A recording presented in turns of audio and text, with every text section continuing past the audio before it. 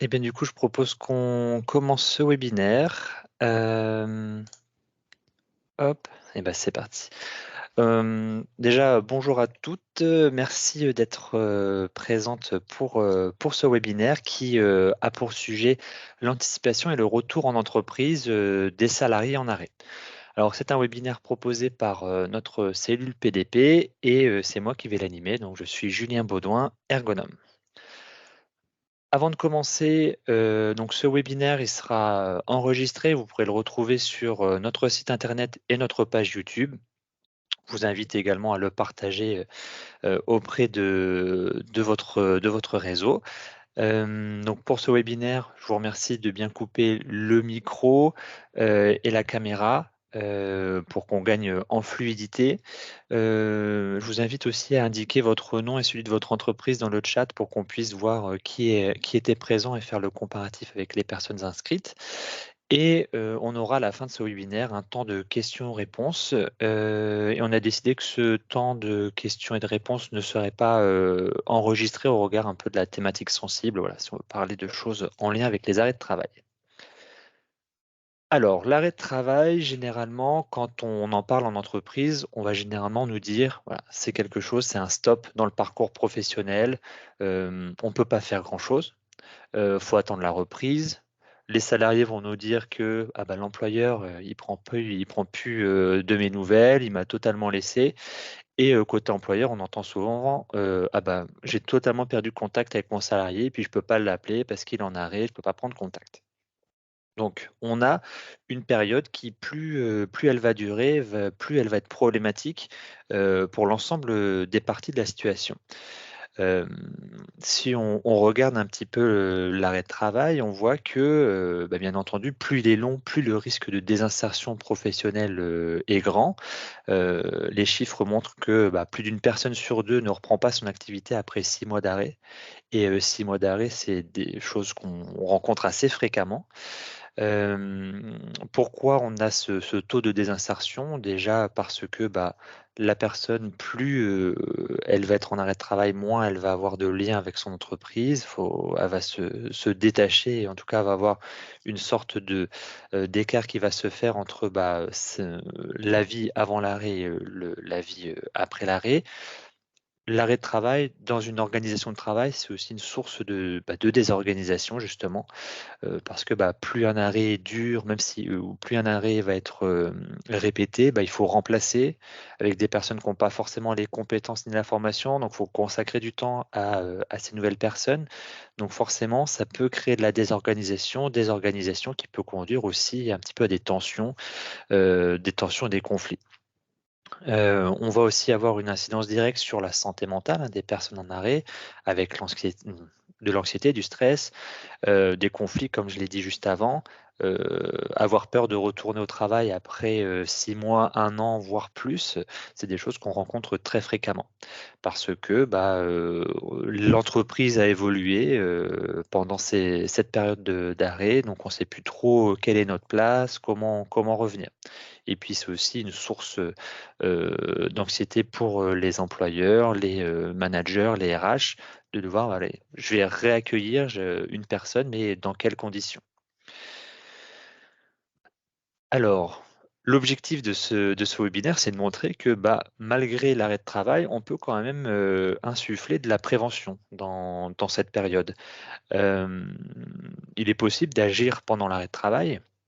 Le maître mot, c'est le mot anticiper. On doit et on peut essayer de trouver des moyens pour agir le plus précocement possible pour, en fait, se remettre dans les rails d'une conduite de prévention.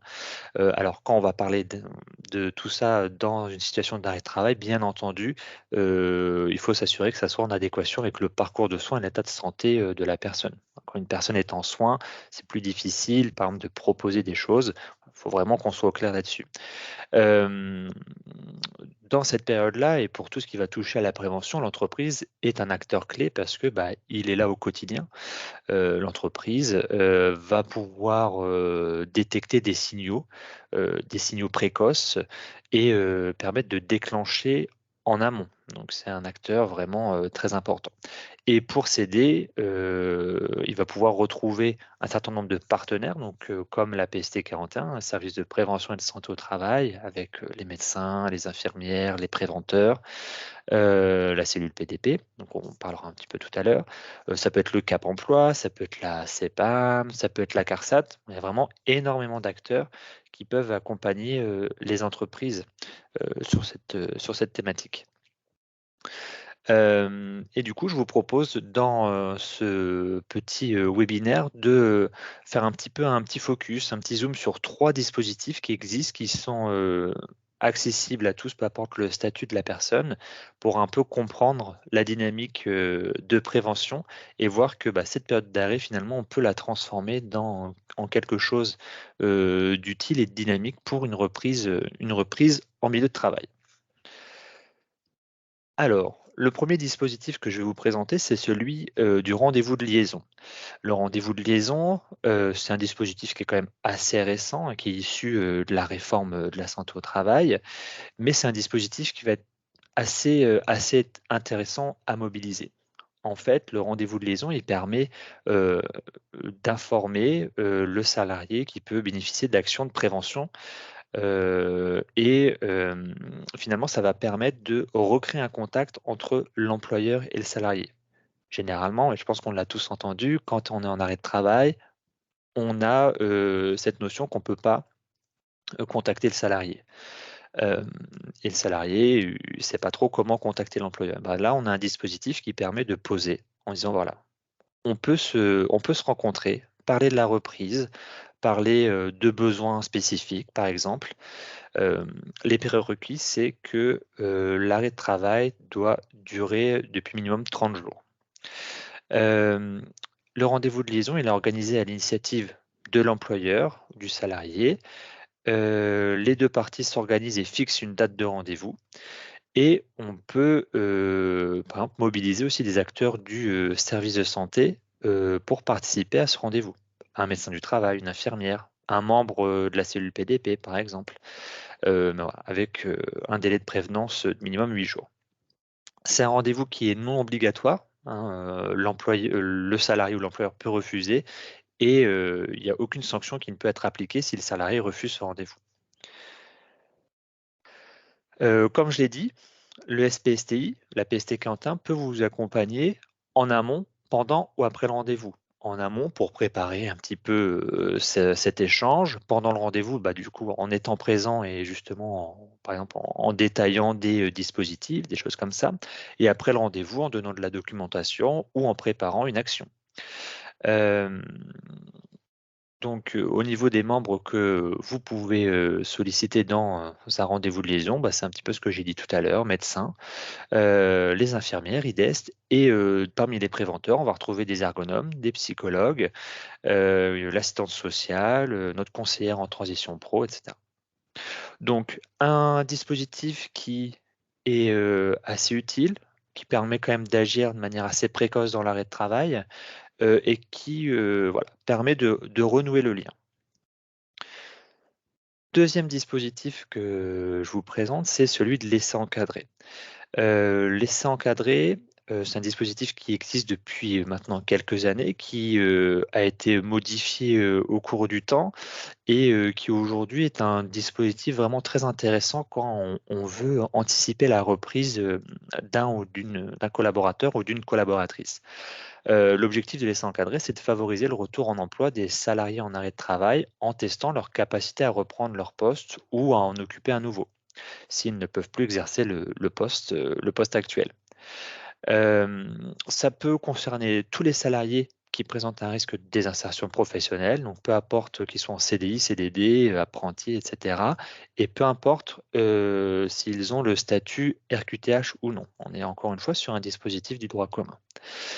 L'essai encadré, son objectif, c'est de pouvoir retourner en situation de travail pendant l'arrêt de travail et aujourd'hui, on peut, le mobiliser pendant 14 jours, renouvelable une fois. Donc on peut avoir une période d'essai encadré de 28 jours, ce qui est très intéressant, pour tester un environnement. Au niveau de l'accompagnement, l'entreprise qui accueille le salarié, parce que ça peut être un essai encadré dans l'entreprise actuelle ou dans une autre, l'entreprise qui accueille doit définir un tuteur qui suit le projet et qui fait le lien avec les différents acteurs et qui rédige un bilan. Notamment faire le lien avec, avec la PST 41 par exemple. Hem, donc l'essai encadré, il va être intéressant parce que c'est un peu un dispositif couteau suisse, c'est-à-dire qu'on peut l'utiliser pour pas mal de projets. Par exemple, on peut le tester, justement de manière très simple pour tester un nouveau poste. Une personne en arrêt, on sait qu'elle va avoir des difficultés à reprendre sur son poste actuel. On a un autre poste sous le coude qui pourrait convenir, mais on veut s'en assurer avant la reprise effective, on teste. Mais on va pouvoir aussi l'utiliser pour des choses un peu plus spécifiques. Par exemple, on a une personne qui est en arrêt, on veut aménager son poste le plus tôt possible, et ben, on peut utiliser l'essai encadré pour réaliser l'étude de poste par des ergonomes, utiliser l'essai encadré pour faire le prêt de matériel, et pour tester. Comme ça, la reprise, la personne retrouve un poste qui est totalement adapté. Donc c'est un dispositif vraiment très utile, très couteau suisse, et il nécessite néanmoins quand même, un certain nombre de prérequis, parce qu'on va faire revenir la personne pendant son arrêt de travail. Donc l'essai encadré, il est soumis à l'accord du médecin du travail, du médecin conseil de l'assurance maladie et du médecin traitant. On a besoin d'avoir, ces accords-là, pour le mettre en place. Donc, essai encadré, le dispositif un peu couteau suisse. Le troisième dispositif que je vais vous présenter, c'est celui de la convention de rééducation professionnelle en entreprise. Alors ça, c'est peut-être le dispositif qu'on connaît le moins avec, par rapport aux 2 autres que je vous ai présentés tout à l'heure, mais il est très intéressant. Son objectif, c'est d'aider le salarié à se réadapter ou à se former à un nouveau métier, si ses raisons de santé, l'empêchent d'exercer le métier qu'il exerce actuellement. Avant, on avait, ce dispositif qui était dédié aux personnes, RQTH. Maintenant, il est étendu à tout travailleur qui est déclaré inapte ou pour lesquels le médecin du travail a identifié dans le cadre de l'examen de pré-reprise un fort risque d'inaptitude. Voilà. Donc, ça s'adresse aux salariés aussi en arrêt de travail, en arrêt maladie pardon, de maladie ou en AT-MP. Hem, la CRPE, la convention de rééducation professionnelle en entreprise, CRPE, se réalise à l'issue d'un arrêt de travail et après avoir été orienté vers ce dispositif. Donc il nous faut déjà, la signature, dans la signature d'une convention de rééducation professionnelle, il nous faut celle du salarié, de l'employeur et de la CPAM. Il nous faut du coup, un avenant au contrat de travail et dans ce dispositif, il est possible d'être accompagné donc par la PST 41, le service social de l'assurance maladie, le Cap emploi ou encore le COMET. Hem, Si ce CRPE ne se fait pas dans l'entreprise, hem, dans l'entreprise, de la personne, il est possible de mettre en place, et on met en place une convention de mise à disposition avec l'entreprise qui accueille. Voilà. La durée max de ce dispositif, c'est 18 mois. Donc, on a, encore une fois, un dispositif qui permet vraiment de travailler pendant l'arrêt de travail à un projet périn, pour limiter au maximum, le risque de désinsertion professionnelle.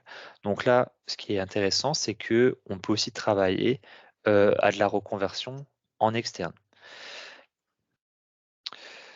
Donc voilà, 3 dispositifs. Vraiment ce qu'il faut retenir, c'est que, le but c'est pas de retenir forcément le point par point les dispositifs et comment on les applique, mais c'est de savoir qu'il existe des outils qui, vous permettent d'agir pendant l'arrêt de travail et d'être acteur et facilitateur dans cette période qui, est encore trop souvent, sous-exploitée, et on va attendre souvent trop tardivement. À savoir que plus on va agir, en amont, plus on va avoir un panel de possibilités important. Mais plus on va attendre et plus on va se rapprocher du risque d'inaptitude, par exemple, moins on va avoir de solutions et plus on va être dans l'urgence. Alors comme je vous disais, le but c'est pas forcément de connaître par cœur tous les dispositifs, parce que là, je vous en ai présenté que 3 et il en existe plein. On aurait pu parler des dispositifs du Cap emploi, même, des visites, tout ce que peuvent faire, nos autres partenaires. L'objectif, c'est pas de tout connaître par cœur. Donc pour cela, vous avez des partenaires qui vous entourent, je vous ai parlé, tout à l'heure et chez nous, vous avez notamment la cellule PDP. La cellule PDP, donc c'est, une équipe, entre guillemets «d'experts» de la prévention de la désinsertion professionnelle. Donc on va retrouver, un médecin, 2 médecins du travail chez nous, un ergonome, une assistante sociale, des infirmières, une psychologue clinicienne du travail et une coordinatrice administrative. Hem, donc cette cellule, elle est à la disposition de nos adhérents pour, tout un tas de sujets. Ça peut être du conseil, ça peut être, accompagné sur des situations individuelles et collectives. Hem, Nous, on est vraiment à la disposition de nos adhérents, par exemple sur l'axe individuel pour, bah, adapter des situations de travail, fournir de la ressource. Nous, on se tient, en veille, constante pour connaître les dispositifs. Comme ça, bah, dès qu'une entreprise, un adhérent, un RH, un salarié, a une question, se pose une question sur sa situation ou sur une situation qui le concerne, il peut nous contacter, pour qu'on puisse lui donner les informations. Heu, on peut mettre en place du coup des, dispositifs, ceux que j'ai évoqués tout à l'heure, par exemple et nous, on travaille de toute façon sur l'accès individuel, toujours avec nos partenaires. Par exemple, le Cap emploi, assiste, à nos réunions et on essaie de faire le lien avec, les partenaires qui gravitent autour des sujets.